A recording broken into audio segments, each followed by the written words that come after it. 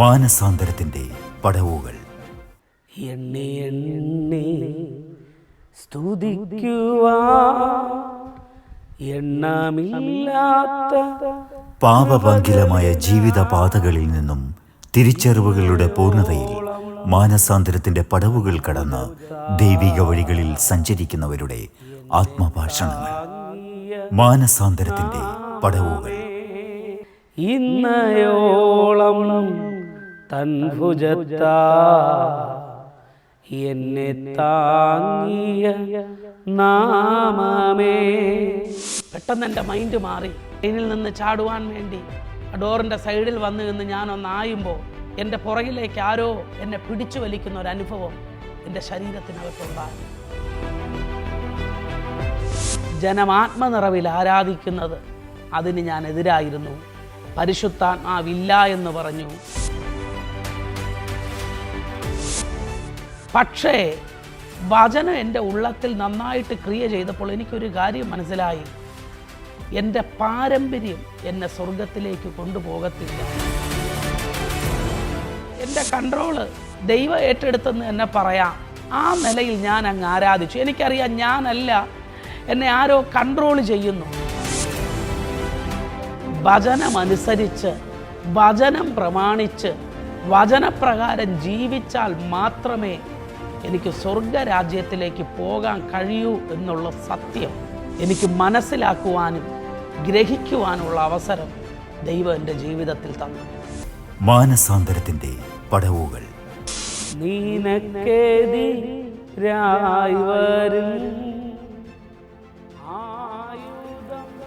മാനസാന്തരത്തിന്റെ പടവുകളുടെ ഇന്നത്തെ അധ്യായത്തിൽ നാം പരിചയപ്പെടുന്നത് തിരുവനന്തപുരം ജില്ലയിൽ കാട്ടാക്കട കുരുതൻകോട് സ്വദേശി NS രാജേഷിന്റെ അനുഭവങ്ങളും സാക്ഷ്യങ്ങളുമാണ്.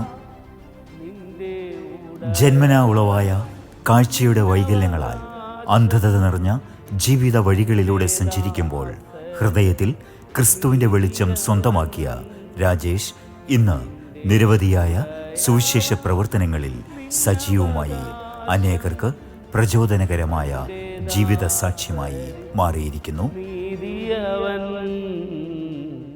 എണ്ണി എണ്ണി സ്തുതിക്കുവാ എണ്ണമില്ലാത്ത കൃപകളിനാ ഇന്നയോളം തൻ ഭുജത്താ എന്നെ താങ്ങിയ നാമമേ. ഇന്നയോളം തൻ ഭുജത്താ എന്നെ താങ്ങിയ നാമമേ. ദൈവത്തിൻ്റെ അതിപരിശുദ്ധ നാമം വാഴ്ത്തപ്പെടുമാറാകട്ടെ. എൻ്റെ ഒരു അനുഭവസാക്ഷ്യമായി നിങ്ങളുടെ മുന്നിലായിരിക്കാൻ കർത്താവ് തന്ന നല്ല അവസരത്തെ ഓർത്ത് ദൈവത്തിന് സ്തോത്രം ചെയ്യുന്നു. എൻ്റെ പേര് രാജേഷ് എന്നാണ്. എൻ്റെ സ്വദേശം കേരളത്തിൽ ട്രിവാൻഡ്രം ജില്ലയിൽ കാട്ടാക്കട കുരുതൻകോട് എന്ന സ്ഥലമാണ്. ഒരു പാരമ്പര്യ CSI കുടുംബത്തിൽ എൻ്റെ മാതാപിതാക്കൾക്ക് 6 മക്കളിൽ 5-മനായും ഏക ആൺ മകനായും ജനിച്ച് വളർത്തപ്പെടാനുള്ള ഭാഗ്യം കർത്താവിൻ്റെ ജീവിതത്തിൽ നൽകി. എൻ്റെ അമ്മ 7 മാസം പ്രഗ്നൻ്റായിരിക്കുന്ന സമയത്ത് എൻ്റെ പിതാവ് ലോകത്ത് നിന്ന് മാറ്റപ്പെട്ടു. എന്നാൽ ചെറുപ്രായത്തിൽ തന്നെ ഒത്തിരി പ്രതിസന്ധികളും കഷ്ടതകളും ഒക്കെ ജീവിതത്തിൻ്റെ നടുവിൽ കടന്നു വന്നു. അതുമാത്രമല്ല, എൻ്റെ ജനന സമയത്ത് തന്നെ എൻ്റെ കണ്ണിന് അല്പമായ പ്രയാസം ഉണ്ടായിരുന്നു. ഞരമ്പിൻ്റേതായ പ്രയാസം നിമിത്തം ഷോർട്ട് സൈറ്റ്, അതായത് ദൂരെ കാഴ്ചക്കുറവുള്ള ഒരു മകനായിട്ടാണ് ഞാൻ ജനിക്കുവാനും വളർത്തപ്പെടുവാനൊക്കെ ഇടവന്നത്. എന്നാൽ എൻ്റെ ചെറുപ്രായത്തിൽ തന്നെ എൻ്റെ മാതാവ് അനേക ഹോസ്പിറ്റലുകളിലൊക്കെ കൊണ്ടുപോയി. ഒത്തിരി ട്രീറ്റ്മെൻറ്റൊക്കെ നോക്കി. ഒത്തിരി പ്രഗത്ഭരായ ഡോക്ടേഴ്സ് ഒക്കെ എൻ്റെ കണ്ണ് പരിശോധിച്ചു. എന്നാൽ ഡോക്ടേഴ്സ് പറഞ്ഞൊരു കാര്യം ഇങ്ങനെയായിരുന്നു: ജന്മനാനുള്ളതായതുകൊണ്ട് ഈ കണ്ണിന് മറ്റു ഓപ്പറേഷനോ മറ്റൊന്നും ചെയ്യാനായിട്ട് കഴിയത്തില്ല. അങ്ങനെ ട്രീറ്റ്മെൻ്റ് ഒന്നും ചെയ്യാൻ പറ്റാത്തതായ ഒരവസ്ഥയിലോട്ട് കടന്നു വന്നു. അതുമാത്രമല്ല, ഞാൻ നേരത്തെ ഓർപ്പിച്ചതുപോലെ എൻ്റെ പിതാവ് ഞാൻ ജനിക്കുന്നതിന് 1.5 മാസം മുമ്പ് ലോകത്തുനിന്ന് മാറ്റപ്പെട്ടു. ഞങ്ങൾക്ക് അല്പമായ വസ്തുവകളൊക്കെ ഉണ്ടായിരുന്നെങ്കിൽ തന്നെയും എൻ്റെ മൂത്ത 4 പെങ്ങന്മാരായതുകൊണ്ട് അവരുടെ വിവാഹത്തോടുള്ള ബന്ധത്തിൽ വസ്തുക്കൾ വിൽക്കേണ്ടതായിട്ട് വന്നു. മറ്റ് സാമ്പത്തിക സ്ഥിതിയൊന്നും ഇല്ലാത്തതുകൊണ്ട് അങ്ങനെ വളരെയേറെ ദാരിദ്ര്യത്തിൻ്റെ അവസ്ഥയിൽ മുന്നോട്ട് പോയി. എന്നാൽ ഞാൻ അന്ന് ആയിരുന്ന CSI പശ്ചാത്തലത്തിൽ കമ്പാഷൻ എന്ന് പറയുന്ന ഒരു സംഘടന ആ കാലയളവിലുണ്ടായിരുന്നു. നിങ്ങളിൽ പലരും കേട്ടിട്ടുണ്ടാകും, പാവപ്പെട്ട കുഞ്ഞുങ്ങളെ പഠിപ്പിക്കുന്ന ഒരു ക്രിസ്തീയ സംഘടനയായിരുന്നു കമ്പാഷൻ എന്ന് പറയുന്ന സംഘടന. അങ്ങനെ എൻ്റെ ചെറുപ്രായത്തിൽ തന്നെ എൻ്റെ വിദ്യാഭ്യാസം കമ്പാഷൻ എന്ന സംഘടന ഏറ്റെടുക്കുവാൻ ഇടവന്നു. ആ നിലയിൽ ഞാൻ പഠിച്ചു മുന്നോട്ട് വന്നു.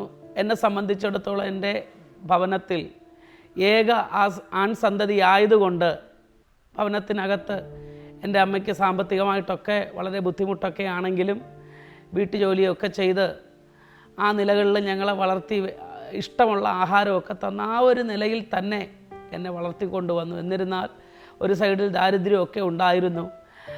അങ്ങനെ വളർന്നു വരുന്ന സന്ദർഭത്തിൽ തന്നെ പള്ളിയുമായിട്ട് നല്ലൊരു ബന്ധം എൻ്റെ ജീവിതത്തിലുണ്ടായിരുന്നു. പക്ഷേ പ്രാർത്ഥിക്കാൻ അറിയത്തില്ല. പള്ളിയിലുള്ള എല്ലാ ആരാധനകൾക്കൊക്കെ കടന്നുപോയി. CSI പള്ളിയിൽ ഒരു ആക്റ്റീവ് മെമ്പറായിട്ടൊക്കെ മുന്നോട്ട് വന്നു. പഠനം ഇങ്ങനെ മുന്നോട്ട് വന്നു. എൻ്റെ 7ാം ക്ലാസ് 8ാം ക്ലാസ്സൊക്കെ ആകുന്ന സമയത്ത് എൻ്റെ വീട്ടിനടുത്ത് ഒരു പെന്തക്കോസ് ചർച്ചുണ്ട്.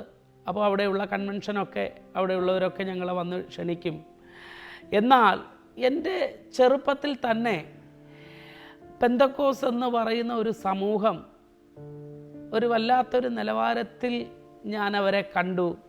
അവരുടെ ആരാധനയായാലും മറ്റുള്ള കാര്യങ്ങളൊക്കെ ആയാലും ഒരു ഇഷ്ടമല്ലാത്തൊരു നിലയിൽ ഞാൻ പോകുന്ന CSI പള്ളി, അതാ ഏറ്റവും വലിയ പള്ളി, ഞാൻ ആരാധിക്കുന്ന ദൈവം, ആ ഒരു നിലയിൽ എൻ്റെ ചെറുപ്രായത്തിൽ തന്നെ അങ്ങനെ ഒരു വേർതിരിവ് ഞാൻ അറിയാതെ തന്നെ എൻ്റെ ഉള്ളത്തിൽ കടന്നു വന്നു. ഇത് നിമിത്തം എൻ്റെ കൂട്ടുകാരോട് ചേർന്ന് വീട്ടിനടുത്തുള്ള പെന്തക്കോസ്ത് ചർച്ചിൻ്റെ മുമ്പാകെയൊക്കെ പോകുന്ന സമയത്ത് അവരെ കളിയാക്കി പാട്ടുപാടും. ആ ഒരു നിലയിലൊക്കെ എൻ്റെ ജീവിതം മുന്നോട്ട് പോയി. ചുരുക്കി പറഞ്ഞാൽ 8, 9 ക്ലാസ്സൊക്കെ ആകുന്ന സമയത്ത് ഞാൻ പോലും അറിയാതെ എൻ്റെ ബദ്ധ ശത്രുക്കൾ പെന്തക്കോസ്തുകാരായി മാറി. ആ ഒരു നിലയിൽ അവരെ കാണുമ്പോഴൊക്കെ അവരെ കളിയാക്കുവാനും പരിഹസിക്കുവാനും, വിശ്വാസികളൊക്കെ ആരാധന കഴിഞ്ഞ് ഭവനത്തിലേക്ക് മടങ്ങിപ്പോകുമ്പോൾ അവരെയൊക്കെ കളിയാക്കുന്ന ഒരു പ്രവണത കൂട്ടുകാരോട് ചേർന്ന് എൻ്റെ ജീവിതത്തിലുണ്ടായിരുന്നു. എന്നാൽ എൻ്റെ ജീവിതത്തെ മാറ്റിമറിച്ചൊരു കാര്യത്തിലോട്ട് ഞാൻ വരികയാണ്. 9ാം ക്ലാസ് വരെ ഞാൻ പഠിച്ചത് പ്ലാവൂർ എന്ന് പറയുന്ന സ്ഥലത്തെ ഹൈസ്കൂളിലാണ്. വിദ്യാഭ്യാസം നഷ്ടപ്പെട്ടു പോകാതിരിപ്പാൻ മനസ്സോടെ കാട്ടാക്കട സ്കൂളിലേക്ക് എന്നെ ചേർക്കുവാനിട വന്നു. അവിടം മുതലാണ് എൻ്റെ ജീവിതത്തിന് മാറ്റം വരാൻ തുടങ്ങിയത്. ഞാൻ ഈ സാക്ഷ്യം പറയുന്ന ഈ സന്ദർഭത്തിൽ ഞാൻ ഓർക്കുന്ന ഒരു കാര്യം, പുതിയ സ്കൂളിൽ പോയതിൻ്റെ ആദ്യത്തെ ദിവസം അപ്പോൾ വലത് സൈഡിലിരുന്ന കൂട്ടുകാരനെ പരിചയപ്പെട്ടു. അടുത്ത ഇടത് സൈഡിലിരിക്കുന്ന ആളോട് ഞാൻ അദ്ദേഹത്തിൻ്റെ പേര് ചോദിച്ചപ്പോൾ അദ്ദേഹം പറഞ്ഞു, എൻ്റെ പേര് ഗോഡ്സിംഗ് എന്നാണ്, എൻ്റെ പപ്പ ഒരു പാസ്റ്ററാണ്. ഇത് കേട്ടപ്പോൾ തന്നെ എൻ്റെ പകുതി ജീവനും അങ്ങ് പോയി. കാരണം പെന്തക്കോസുകാരെ കളിയാക്കി, പെന്തക്കോസുകാരെ വേദനിപ്പിച്ച്, എൻ്റെ ഈ പരിമിതിയൊക്കെ ഉണ്ടെങ്കിൽ പോലും പെന്തക്കോസുകാരെ കളിയാക്കുന്നതിന് ഒന്നുമില്ലായിരുന്നു. ആ ഒരു നിലയിൽ നിന്ന എൻ്റെ ജീവിതത്തിൽ എൻ്റെ അടുക്കൽ ഒരു ദൈവദാസൻ്റെ മകൻ ഇരുന്നു എന്ന് കണ്ടപ്പോൾ എൻ്റെ ജീവിതത്തിൽ സങ്കടമാണോ ദേഷ്യമാണോ വല്ലാത്ത ഒരു വികാരത്തിലോട്ട് ഞാൻ പോയി. പക്ഷെ ചുരുക്കി പറയട്ടെ, ചില ദിവസങ്ങൾ കഴിഞ്ഞപ്പോൾ ഞങ്ങൾ നല്ല കൂട്ടുകാരായി.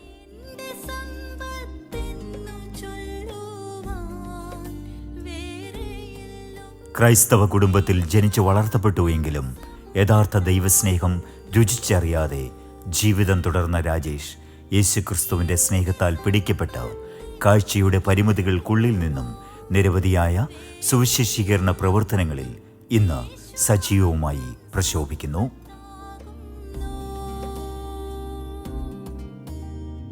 അങ്ങനെ ഇദ്ദേഹം 10ാം ക്ലാസ്സിൽ പഠിക്കുന്ന സമയത്ത് തന്നെ ഈ സഹോദരൻ്റെ അറിവനുസരിച്ച് അദ്ദേഹം എന്നോട് സുവിശേഷം പറയാൻ തുടങ്ങി.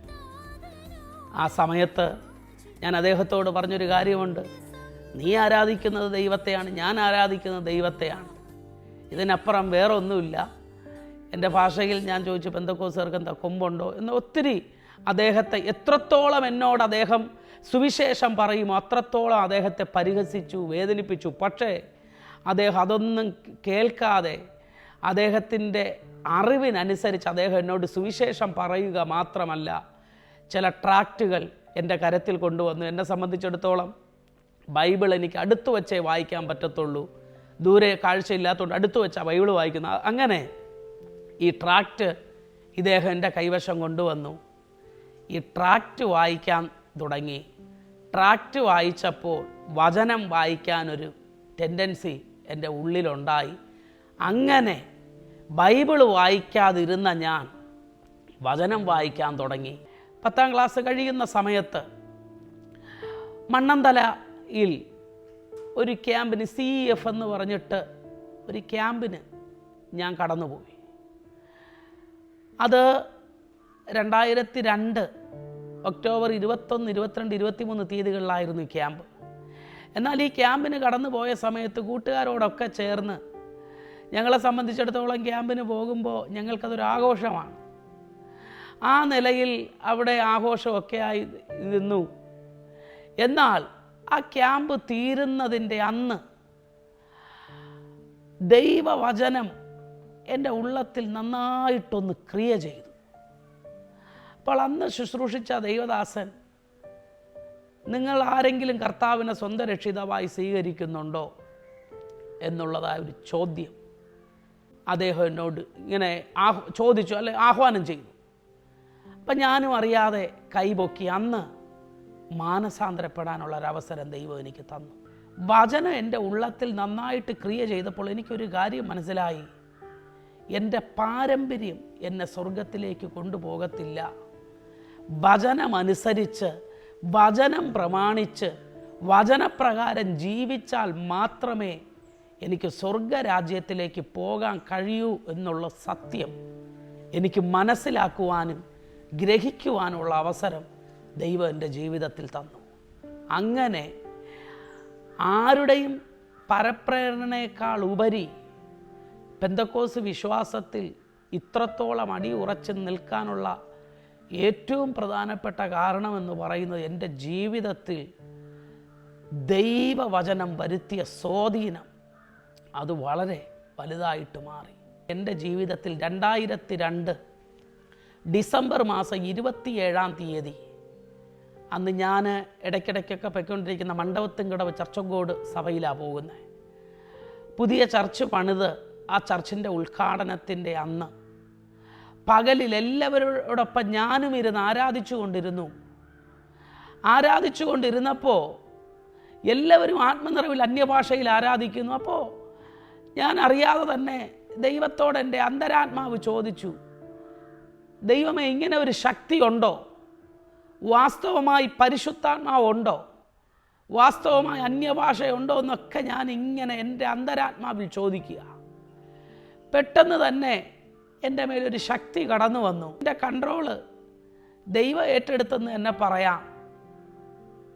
ആ നിലയിൽ ഞാൻ അങ്ങ് ആരാധിച്ചു. എനിക്കറിയാം ഞാനല്ല, എന്നെ ആരോ കൺട്രോൾ ചെയ്യുന്നു. ആ ഒരു നിലവാരത്തിലോട്ടെത്തി. ആ പകലുള്ള മീറ്റിംഗ് കഴിഞ്ഞ ഉടനെ തന്നെ എൻ്റെ കൂട്ടുകാരോടൊക്കെ ഞാൻ പറഞ്ഞു, എനിക്കിങ്ങനെ ഒരു അനുഭവം ഉണ്ടായി. അവിടെയുള്ള ദൈവദാസനോടും പറഞ്ഞു, എനിക്കിങ്ങനെ ഒരു അനുഭവം എൻ്റെ ജീവിതത്തിലുണ്ടായി. അപ്പോൾ അദ്ദേഹം എന്നോട് പറഞ്ഞു, ഇത് പരിശുദ്ധാത്മാവിൻ്റെ സാന്നിധ്യമാണ്, നീ ദൈവത്തോട് പ്രാർത്ഥിക്കും, ഇങ്ങനെ ഒരു ശക്തിയുണ്ട്, ഇങ്ങനെ ഒരു അഭിഷേകമുണ്ട്, നിനക്കധികമായി പരിശുദ്ധാത്മാവിനെ തരുവാൻ ദൈവം വിശ്വസ്തനാണെന്ന് പറയുവാനിട വന്നു. അന്ന് രാത്രി സാങ്കുട്ടി എന്ന് പറയുന്ന ഒരു അനുഗ്രഹിക്കപ്പെട്ട ദൈവദാസൻ, കല്ലുവിളയിലുള്ള ആ ദൈവദാസൻ ശുശ്രൂഷിച്ചു കൊണ്ടിരിക്കുന്നു. ഞാൻ അത്യാവശ്യം പാട്ടൊക്കെ പാടുന്നതുകൊണ്ട് പാട്ട് പാടാനായിട്ട് സ്റ്റേജിൽ ഇരിക്കുന്നു. എന്നാൽ അന്ന് രാത്രി പരിശുദ്ധാത്മാവിൻ്റെ അഭിഷേകമെന്തെന്നും പരിശുദ്ധാത്മ ശക്തിയുടെ ആഴമെന്തെന്നും എൻ്റെ ജീവിതത്തിൽ അനുഭവിച്ചറിയാനുള്ള ഭാഗ്യം സ്വർഗത്തിലെ ദൈവം എൻ്റെ ജീവിതത്തിൽ നൽകിത്തന്നു.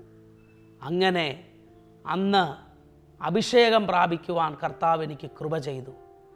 അങ്ങനെ ഞാനിത് അനേകരോട് ഇങ്ങനെ ഒരു അഭിഷേകമുണ്ട് എന്നൊക്കെ ഞാൻ പറയാനായിട്ട് ഇടവന്നു. അതിനുശേഷം ഞാനിങ്ങനെ മുന്നോട്ട് പോയി. സ്നാനം എന്ന് പറയുന്നത് എൻ്റെ ജീവിതത്തിൽ ഒരു വല്ലാത്തൊരവസ്ഥ തന്നെയായിരുന്നു. കാരണം പാരമ്പര്യ സഭയിലായിരുന്നപ്പോൾ അവിടെയുള്ള സ്നാനമൊക്കെ എടുത്ത് ഞാനിങ്ങനെ മുന്നോട്ട് പോയതാണ്. എനിക്ക് വചനമൊക്കെ പറഞ്ഞു തരാൻ തുടങ്ങി. ഒരൊറ്റ കാര്യം കൂടെ എനിക്ക് മനസ്സിലായി, സ്വർഗരാജ്യത്തിൽ പോകണമെങ്കിൽ സ്നാനവും അനിവാര്യമാണ്, അത്യാവശ്യമാണ് എന്നുള്ള ചിന്ത എൻ്റെ ഉള്ളത്തിൽ വന്നു. അങ്ങനെ 2003 ഓഗസ്റ്റ് മാസം 4-ാം തീയതി സ്നാനപ്പെടാനുള്ള ഭാഗ്യം സ്വർഗത്തിലെ ദൈവം എൻ്റെ ജീവിതത്തിൽ നൽകിത്തന്നു. സ്നാനപ്പെട്ട് കഴിഞ്ഞപ്പോൾ എൻ്റെ ജീവിതത്തിൽ ഒത്തിരി പ്രതികൂലങ്ങൾ. കാരണം ഞാൻ ഓർപ്പിച്ചു, എൻ്റെ മാതാപിതാക്കൾക്ക് ഏക ആന്തരിയാണ്. അവരെല്ലാ കാര്യങ്ങളും എനിക്ക്, എൻ്റെ ആഗ്രഹമൊക്കെ അവർ സാധിപ്പിച്ചു തന്നു.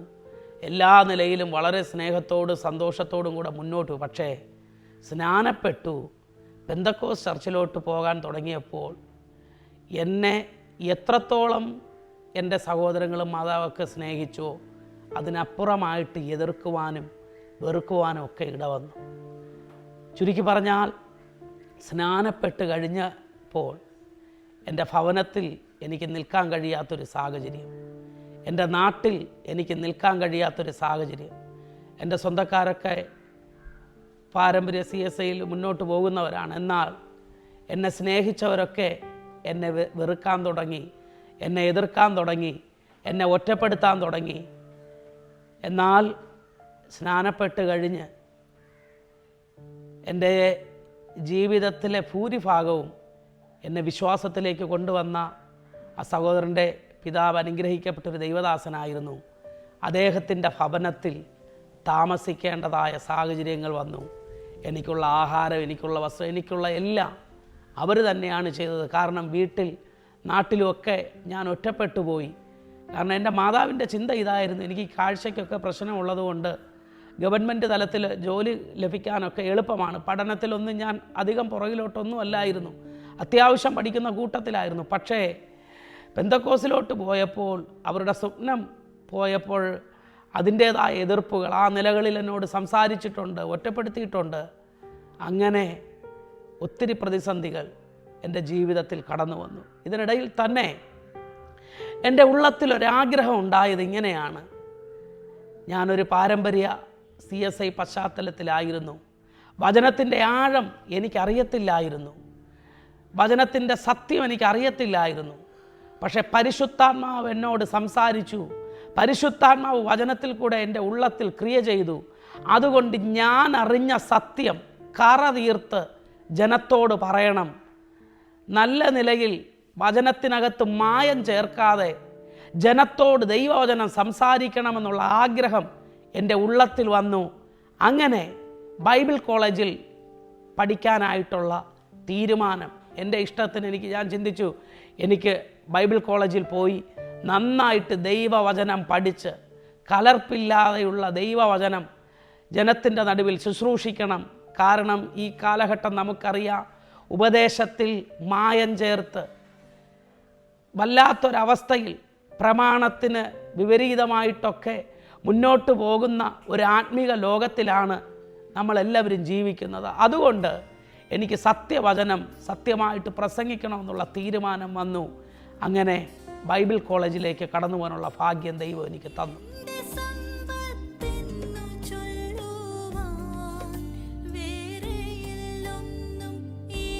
കാഴ്ചവൈകല്യമുള്ളതിനാൽ വചനം പഠിക്കുവാൻ ചേർന്ന ബൈബിൾ കോളേജിൽ നിന്നും പുറത്താക്കിയതിൻ്റെ മനോവേദനയിൽ ആത്മഹത്യ മുൻപിൽ ചെന്ന് നിന്നപ്പോൾ പിറകിലേക്ക് വലിച്ച ദൈവകരങ്ങളുടെ കരുതലിൽ ഇന്ന് ദൈവത്തിനു വേണ്ടി ജീവിതം സമർപ്പിച്ചിരിക്കുകയാണ് Rajesh. Chuzhattukotta church of God full gospel in India Bethel സഭയുടെ ശുശ്രൂഷകനാണ് ഇപ്പോൾ രാജേഷ്. ഒപ്പം നിരവധി പരസ്യ യോഗങ്ങളിലും അനവധിയായ സുവിശേഷ പ്രവർത്തനങ്ങളിലും ക്രിസ്തുവിനു വേണ്ടി പ്രശോഭിക്കുകയും ചെയ്യുന്നു രാജേഷ്.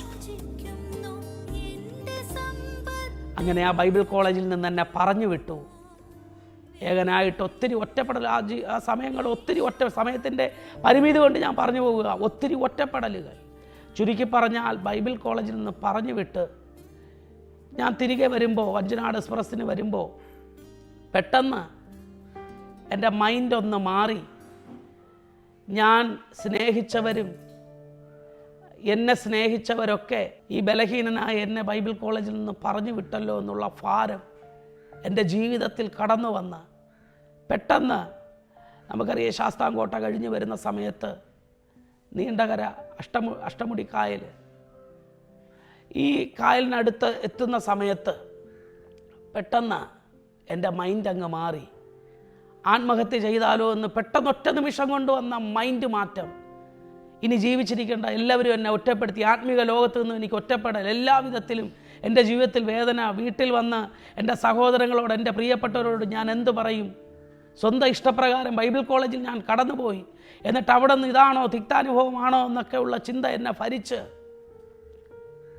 പെട്ടെന്ന് എൻ്റെ മൈൻഡ് മാറി. ട്രെയിനിൽ നിന്ന് ചാടുവാൻ വേണ്ടി ആ ഡോറിൻ്റെ സൈഡിൽ വന്ന് നിന്ന് ഞാനൊന്നായുമ്പോൾ എൻ്റെ പുറകിലേക്ക് ആരോ എന്നെ പിടിച്ചു വലിക്കുന്ന ഒരനുഭവം എൻ്റെ ശരീരത്തിനകത്തുണ്ടായി. ഞാൻ ചുറ്റും നോക്കി, ആരെയും കണ്ടില്ല.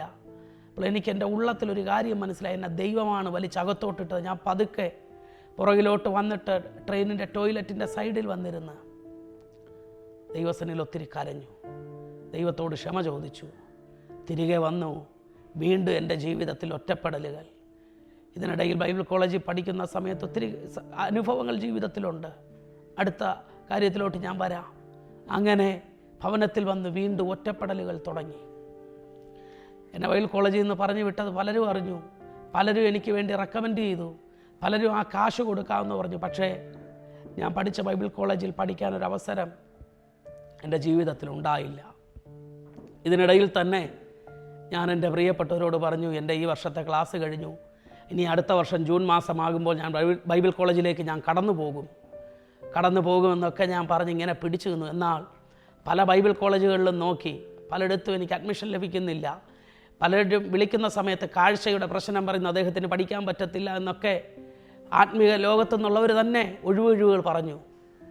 എന്നാൽ അപ്രതീക്ഷിതമായിട്ട് ഒരു ബൈബിൾ കോളേജ് മാവേലിക്കരയിൽ പഠിക്കാനൊരവസരം ദൈവം എൻ്റെ ജീവിതത്തിൽ എനിക്ക് നൽകി തന്നു. അത് അവിടെ വിളിക്കുന്ന സമയത്ത് തന്നെ ഞാൻ അവിടുത്തെ സാറിനോട്, അദ്ദേഹം നിത്യത്തിൽ വിശ്രമിക്കുന്നു, ഞാൻ ആ സാറിനോട് പറഞ്ഞൊരു കാര്യമുണ്ട്, എനിക്ക് കാഴ്ചയ്ക്ക് പ്രശ്നമുണ്ട്. അപ്പോൾ അദ്ദേഹം എന്നോട് പറഞ്ഞൊരു കാര്യം, മോനെ അതൊന്നുമല്ല വിഷയം, നിനക്ക് വചനം പഠിക്കാൻ താല്പര്യമുണ്ടോ, നിനക്ക് വന്ന് വചനം പഠിക്കാം. അങ്ങനെ അവിടെ കടന്നുപോയി വചനം പഠിക്കാം. എനിക്ക് വീട്ടിൽ നിന്നൊരു സപ്പോർട്ടും ഇല്ല. ഞാൻ പഠിച്ചതൊക്കെ പല ദൈവമക്കളും ആ സമയത്ത് കൈത്താങ്ങി, പറയുന്നതുകൊണ്ട് ഒരു മടിയുമില്ല. അന്നൊക്കെ ട്രിവാൻഡ്രത്തോട്ട് വരുന്ന സമയത്ത് എനിക്ക് ട്രെയിനിന് പാസ്സുണ്ട്. അപ്പോൾ ഈ പാസ് അധികം പൈസയൊന്നും ആകത്തില്ല. അപ്പോൾ വണ്ടിക്കൂലിക്കുള്ള പൈസ മാത്രം കാണും, വെള്ളം കുടിക്കാൻ പൈസ കാണത്തില്ല. ട്രെയിനിനകത്ത് തന്നെ നിങ്ങൾ യാത്ര ചെയ്തിട്ടുണ്ടായിരിക്കും, എന്നെ കേൾക്കുന്നവരൊക്കെ യാത്ര ചെയ്തിട്ടുണ്ടാകും. ആ വാഷ് ബേസിൽ നിന്ന് വെള്ളം കുടിക്കുന്നതിന് പകരമായിട്ട് അതിന് മടിയാണ്. നേരെ ബാത്റൂമിനകത്ത് കയറും, ട്രെയിനിൻ്റെ ബാത്റൂമിനകത്ത് കയറിയിട്ട് അതിനകത്ത് ആ വാഷ് ബേസിനുള്ള പൈപ്പിൽ നിന്ന് വെള്ളം കുടിച്ച് ദാഹം തീർത്ത ഒത്തിരി സന്ദർഭങ്ങൾ എൻ്റെ ജീവിതത്തിലുണ്ടായിട്ടുണ്ട്.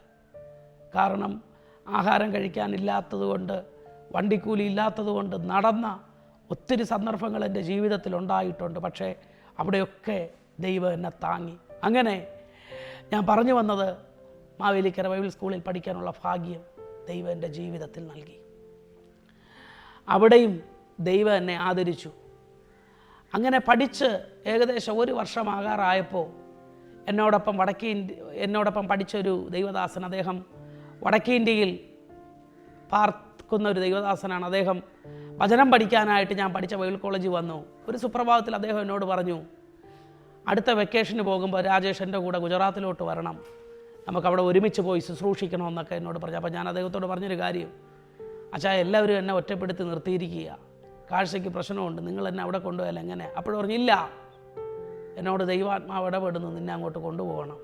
അങ്ങനെ 2006 ആദ്യമായിട്ട് ഗുജറാത്തിലേക്ക് ശുശ്രൂഷയോടുള്ള ബന്ധത്തിൽ കടന്നു പോകാനുള്ള ഭാഗ്യം ദൈവം എനിക്ക് തന്നു.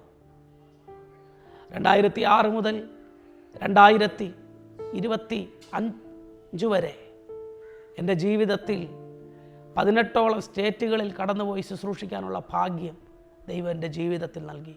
ഒത്തിരി ഒറ്റപ്പെടലുകൾ, ഒത്തിരി വേദനയുടെ സന്ദർഭങ്ങൾ. ഇതിനിടയിൽ പഠനമൊക്കെ കഴിഞ്ഞു. 2008 വിവാഹം കഴിയുവാനിട വന്നു. വൈഫിൻ്റെ പേര് റീന. 2 കുഞ്ഞുങ്ങളുണ്ട്, മൂത്ത മകൻ അലൻ, രണ്ടാമത്തെ ആൾ എബിൻ. വിവാഹത്തോടുള്ള ബന്ധത്തിലൊക്കെ ഒത്തിരി പ്രതിസന്ധികൾ ജീവിതത്തിലുണ്ടായി. എന്നാൽ അതിൻ്റെ നടുവിലൊക്കെ കർത്താവ് താങ്ങി. ഞങ്ങൾ വിവാഹമൊക്കെ കഴിഞ്ഞു. ശുശ്രൂഷയോടുള്ള ബന്ധത്തിൽ ഒത്തിരി പ്രതിസന്ധികൾ, തിക്താനുഭവങ്ങൾ. കയ്യിൽ ക്യാഷൊക്കെ ഇല്ലാതിരിക്കുന്ന സമയത്ത് ഞാനും വൈഫും കൂടെ ഒത്തിരി കിലോമീറ്ററുകൾ നടന്ന അനുഭവങ്ങൾ ഇപ്പോഴും ഉണ്ട്, കുഞ്ഞുങ്ങളൊക്കെ ആകുന്നതിന് മുമ്പ്. അന്ന് ഞങ്ങളിങ്ങനെ വേഗത്തിൽ നടന്നു പോകും. അപ്പോൾ ഞങ്ങളുടെ ദൈവദാസന്മാരൊക്കെ വഴിയിൽ വെച്ച് ഞങ്ങളെ പിടിക്കുമ്പോൾ പറയും, ഇവിടെ അടുത്തൊരു സ്നേഹിതനുണ്ടായിരുന്നു, അദ്ദേഹത്തെ കാണാൻ വേണ്ടിയാണ് നടന്നു വന്നത്. പക്ഷേ ഞങ്ങൾ പറയത്തില്ല ഞങ്ങളുടെ കയ്യിൽ പൈസ ഇല്ലാഞ്ഞിട്ടാ എന്നൊന്നും പറയത്തില്ല. പക്ഷേ ഒത്തിരി പ്രതിസന്ധികൾ ശുശ്രൂഷ മേഖലകളിലുണ്ടായി. തുടർന്ന് 2008 പൂവാറ് എന്ന പ്രദേശത്ത്, തീരദേശത്ത് 6 വർഷത്തോളം ശുശ്രൂഷയോടുള്ള ബന്ധത്തിലായിരിക്കാൻ കർത്താവ് കൃപ ചെയ്തു. അതിന് ഒത്തിരി പ്രതിസന്ധികൾ അതിൻ്റെ നടുവിലൊക്കെ ജീവിതത്തിലുണ്ടായി. അതിനെ തുടർന്ന് വഴയിൽ ആയൂർക്കോണം എന്ന സ്ഥലത്തും, അതിനെ തുടർന്ന് നെടുമങ്ങാടിനടുത്ത് കുരിയാത്തിയിലും, അതിനെ തുടർന്ന് ഞാനിപ്പോൾ ആയിരിക്കുന്ന ചൂഴാറ്റുകോട്ടയിലും ശുശ്രൂഷയോടുള്ള ബന്ധത്തിലായിരിക്കാൻ കർത്താവ് കൃപ ചെയ്യുന്നു. ഈ കാലഘട്ടത്തിൽ എൻ്റെ ഒരു ആഗ്രഹം ഇത്രയേ ഉള്ളൂ, സത്യവചനം യഥാർത്ഥമായിട്ട് പ്രസംഗിക്കണം, അനേകരെ കർത്താവിങ്കലേക്ക് ആകർഷിക്കണം, അനേകരെ നിത്യതയ്ക്ക് ഓഹരിക്കാരാക്കി മാറ്റണം. ഇന്നും അതിനുവേണ്ടിയുള്ള അശ്രാന്ത പ്രയത്നം ചെയ്തുകൊണ്ടിരിക്കുന്നു. ഞങ്ങളുടെ ശുശ്രൂഷകളെ ഓർത്ത് പ്രാർത്ഥിക്കുക. ഇത്രത്തോളം നടത്തിയ ദൈവത്തിന് നന്ദി പറഞ്ഞുകൊണ്ട് എൻ്റെ വാക്കുകൾക്ക് വിരാമം കുറിക്കുന്നു. കർത്താവ് എല്ലാവരെയും സഹായിക്കട്ടെ. ആമേൻ, ആമേൻ. ഭാര്യ റീനയോടും മക്കളായ അലൻ, എവിൻ എന്നിവരോടുമൊപ്പം Chuzhattukotta church of God full gospel in India Bethel സഭയിൽ കഴിഞ്ഞ് ദൈവികമായ ശുശ്രൂഷകളിൽ മുന്നേറുകയാണ് രാജേഷ്. അന്ധത നിറഞ്ഞ ജീവിത വഴികളിൽ ദൈവികമായ വെളിച്ചം സ്വന്തമാക്കിയ രാജേഷ് തൻ്റെ ജീവിതം ക്രിസ്തുവിനു വേണ്ടി സമർപ്പിച്ച് യാത്ര തുടരുകയാണ്. സുവിശേഷകൻ NS രാജേഷിൻ്റെ ജീവിതാനുഭവങ്ങളും സാക്ഷ്യങ്ങളും പങ്കുവച്ചുകൊണ്ട് മാനസാന്തരത്തിൻ്റെ പടവുകൾ ഇന്നത്തെ അധ്യായം ഇവിടെ പൂർണ്ണമാകുന്നു.